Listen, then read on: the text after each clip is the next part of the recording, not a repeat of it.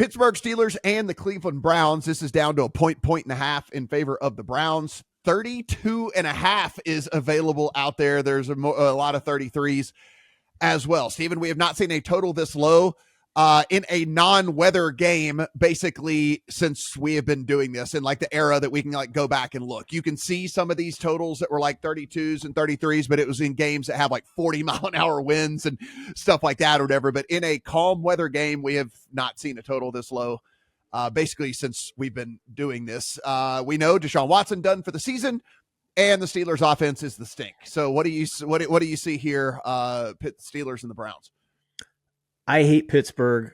I think probably all three of us think they're the most fraudulent team in the NFL. We all hate Pittsburgh, yeah. Yeah, I mean, the fact they're 6-3 with the point differential they have is the first indication of that. We can go into advanced metrics. There's no need to. They're a fraudulent 6-3. They're lucky to be where they're at right now.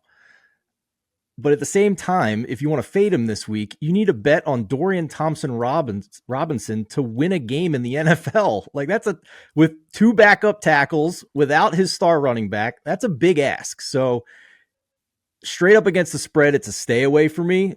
But when this was, Pittsburgh plus 1.5, I teased the hell out of it. And a total of 32. Like, you're not going to get a more chalkboard Wong teaser than that. Right now, it's still sitting at 1, so you'd have to go 6.5 teaser, which gets expensive. But just keep an eye on it. If we get back into teaser range here, there's a couple point and a halfs out there still. So if you shop there, around, you go.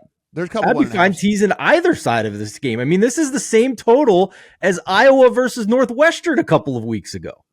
Yeah, so, Adam, again, people don't like talking about stale numbers. I just happen to be, I was watching Pat McAfee when he had on Schefter, and Schefter goes, yeah, they're actually going to go with Dorian Thompson-Robinson this week. They're not going to go with PJ Walker. And I was like, are you serious? And I broke my fingers opening my phone. And so I have Steelers +4, like before everybody just hammered that number whenever they said they were going to DTR.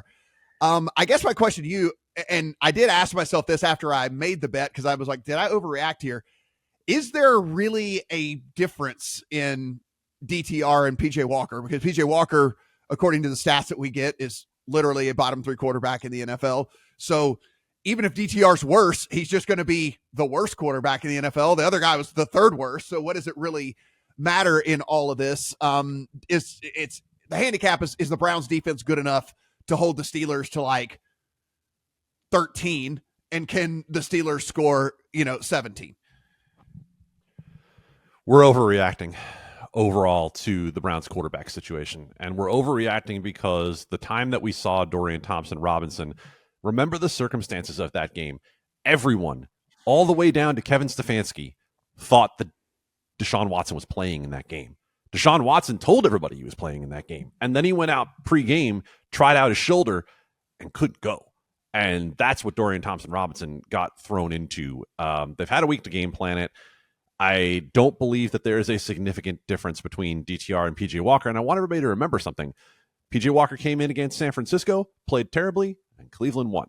PJ Walker played against Indianapolis, played terribly, and Cleveland won. PJ Walker played at Seattle, played terribly, and they absolutely should have won that game. Seattle sucked out at the end on that one. So before you run to bet against Cleveland, keep in mind, of the teams we just mentioned, I think we're pretty in line that Pittsburgh is the worst offense of the 4 that we just talked about. And as for the total, I'll mention this much. Last week, I told you guys when it came to Cleveland and Baltimore playing that I didn't like an underlook because of the fact that both defenses were a threat to score in the game. Both defenses had a touchdown in the game. This is the same kind of game. They absolutely could have 14 defensive points in a game with a total that is 32 or 33. I'm not playing this game in any way, shape, or form. I'm just giving you a bunch of thoughts that I have about the ways that this could play out. Yeah, it's like at the number I got, I like the Steelers at 4, but if I had to bet it today, I'd bet the Browns at 1. So it's kind of like the other side of a field goal, I think, is in a game like this, which probably is going to be disgusting.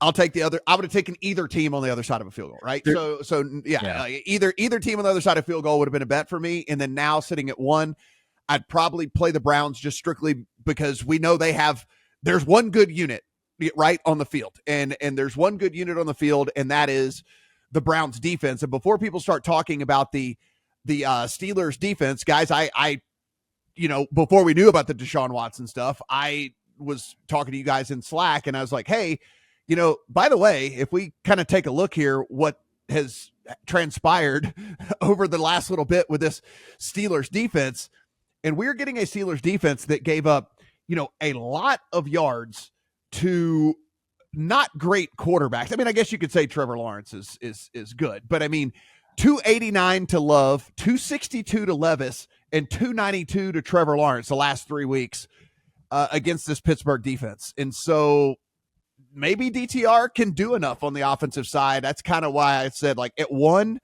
I would bet the Browns. Like I would just, I would bet on the defense to keep it low scoring, and that DTR could do just enough to win the thing. That's kind of where I would be.